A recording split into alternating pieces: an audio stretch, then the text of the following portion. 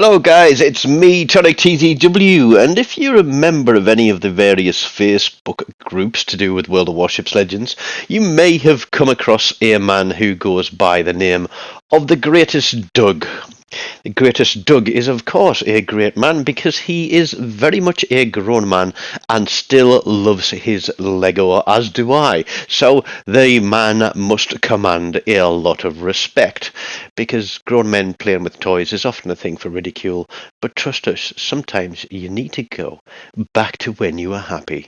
Get those little bricks out and start building, guys. You'd be surprised how relaxing it actually is. Now, the Greatest Doug set a challenge for people just to go charging up the middle of two brothers, screaming the Greatest Doug or for the Greatest Doug at the top of their voice on their headsets as they do so. Now, me, I'm a little bit more of, I'm not going to say a genius, but what I will say is I've got a little bit more of a tactical mind about me, and I blame that on the 16 years of military service where you often had to guess what bullshit was coming your way next. Not necessarily what the enemy were doing in front of you, but literally what the officers were going to have you doing next, because it didn't matter how wild your thoughts may be, you were most likely wrong. Some of the situations I've gotten myself into and some of the situations I've had to get myself out to remain classified to this day, shall we say.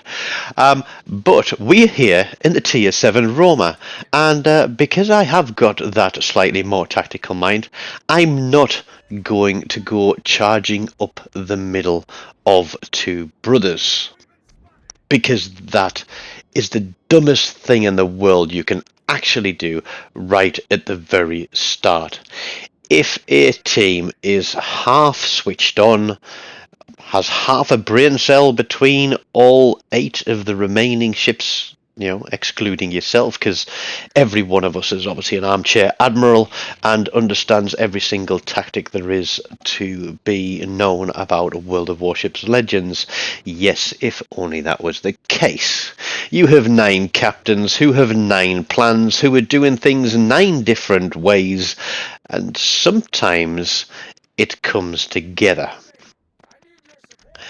So I've pushed out here thinking, are we going to get something push into A cap? I've got the Roma, it's got the smoke screens, it's only got, the 2 turrets there on the front. I've got to open up a lot of broadside to get that 3rd turret on, but we're thinking, what is going to go on here?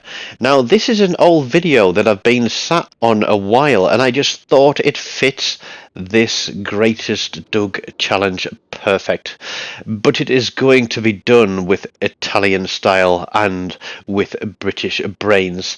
It's not going to be perfectly executed because, come on, look at it. You look at Italian cars, they've got things like Ferraris, yep, absolutely immaculate, beautiful cars, but then you've got things like Maseratis which just rot and fall to pieces. So it just goes to prove that even the Italians don't get everything right. One thing they do get right though is food, because pizza, lasagna, spaghetti bolognese, all that kind of stuff is just absolutely delicious. So we're going to push. We're going to sit, we're going to look. We've decided we've waited here for too long. We're going to try and get some shots on these things. It's a very slow start to the game, so I hope that little bit of an introduction has been topical and entertaining for you as we turn and decide that there is going to be an individual. And as I said, this is prior to the Greatest Doug's challenge going out there. So the only thing I can think of is that the person who is shortly going to appear sailing down the middle of two brothers, completely alone, actually had a frontal lobotomy in the 7 days prior to playing this game.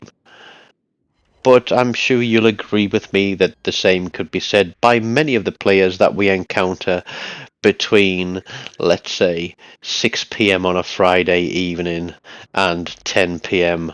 on a Sunday evening when the weekend casuals come out to play, and it doesn't matter how well you plan your game, it is going to go to a world of ships 99% of the time.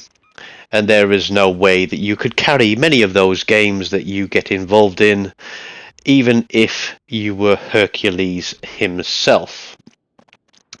So here comes Ships for Brains. He is down there in the centre of Two Brothers by himself. Red team have pushed a cap on the right hand side. We still haven't taken ours, but that's because they've got their destroyer across there. Knowing where the destroyer is going to give me a little bit of advantage. But we have a Duke of York sat there in the middle of the channel, and so I decide that I am going to do what the greatest Doug has requested, but not before we spy a broadside Iowa, and we're going to give him a little tickle. So this is warming up the guns before we start the Thunder Run, and of course I wasn't going to kill him. RNG never lets me get the kill like that. It always leaves a sliver of health on those ships for some other cheese-it to take the kill so they can think they're absolutely friggin' amazing. It happens so often, it pees me off immensely. Let's get going on the Thunder Run, and let's show you the greatest Doug challenge. And what we're going to say is we aren't going to do it once. We are going to do it both ways.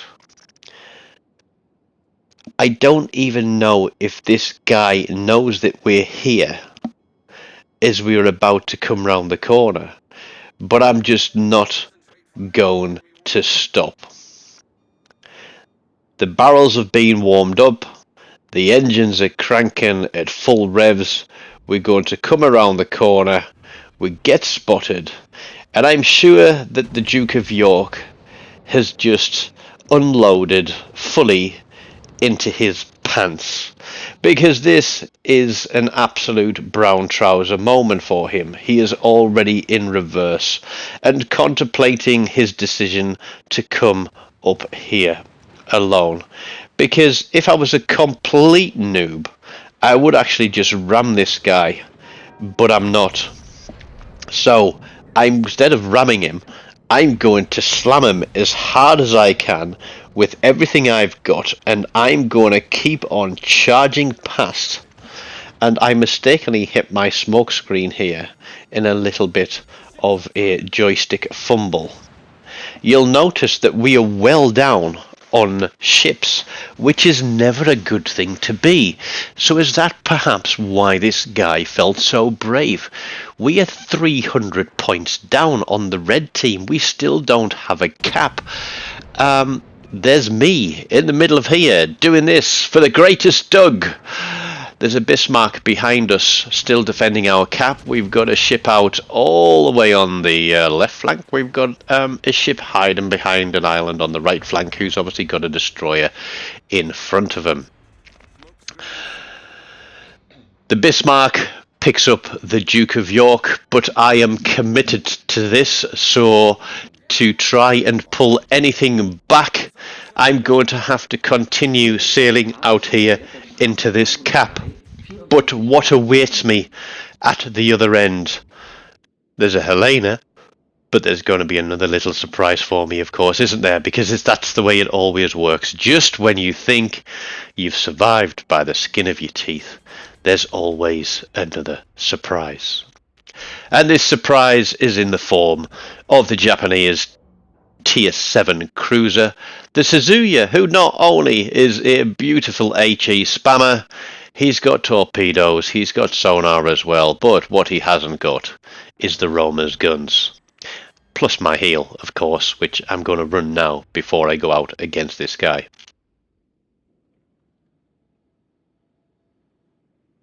Now I don't even know if there's torpedoes on the way. I'm really thinking that my life is actually screwed at the moment.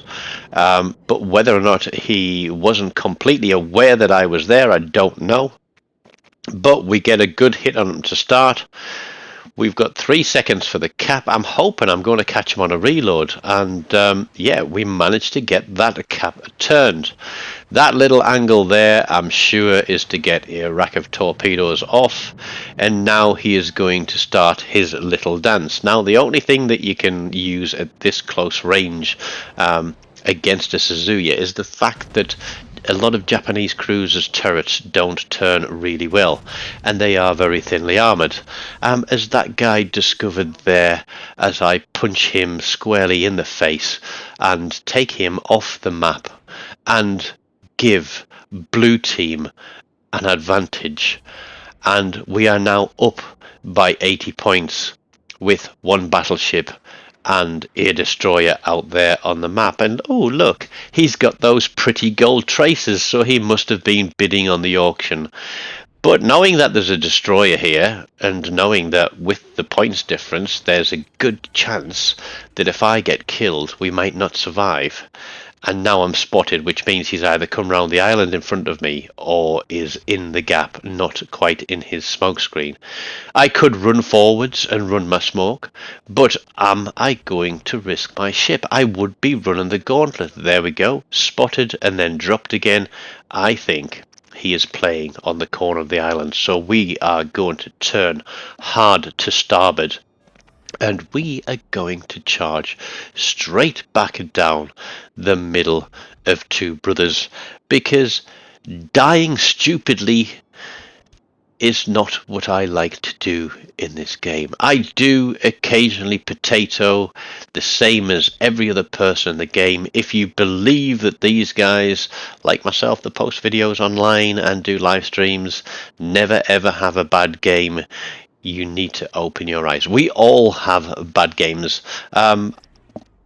We all put our great games online. We do. I put learning games online, but I also put some of my terrible games online, like my spud runs where it just doesn't go according to plan, or I make such a dumb mistake that I feel that I need to share that mistake with everybody else in the hopes that they will learn and not make the same mistake as I do. So we're charging back through the middle of Two Brothers, having, I think, completed the greatest Doug challenge in the finest way possible, with a kill, with a devastating strike there, with a cap, and now with surviving that, we are charging back through the middle of the map to return to our home cap and the reward of victory by not being so stupid as to stay out there in front of a destroyer who thinks that perhaps he can come back and get me. But guess what, matey boy? No, you have lost this game. We are all too far away from you for you to do anything about it at all. Now, the rest of the match is pretty uneventful, and what I will say is, I've done 135,000, pretty much 136,000 damage there through this game, but what you get at the end of the game in your base XP, in your credits, is not necessarily all calculated on how much damage you do in the game. It's about what you achieve in the game. The ribbons are probably what give you more reward in this game than just pure damage. So I may have only engaged a couple of ships, but I've also pulled up quite a hefty damage score. But in doing so, I have picked up a number of gun hits, some incapacitations, a complete solo cap in a battleship. We got our kill. We've got some secondary hits, and we shot one plane down, and we got that Dev Strike medal. So we'll just split here, fast forward to the end, and then we'll go through the final scores. And for whatever reason, the Bismarck here either decides that he wants to get himself killed, or he wants to try and do the greatest Doug challenge in the last 10 seconds of the game, which isn't going to happen, is it? So if you are going to do it, you might need to do it before the very end of the game. So let me know, have you completed the greatest Doug challenge? Was it a success? Was it a miserable failure? Was it the dumbest thing you've actually done all weekend? Were you successful? Did you come out top of your board like I did? Did you do it solo? Did you do it in a division? Let me know in the comments, and send me your links, drop your links to your videos in there of you doing the greatest Doug challenge, because I'd certainly like to have a laugh watching some of those go down. I've done this successfully on many occasions and also failed many times too. Take care. Goodbye.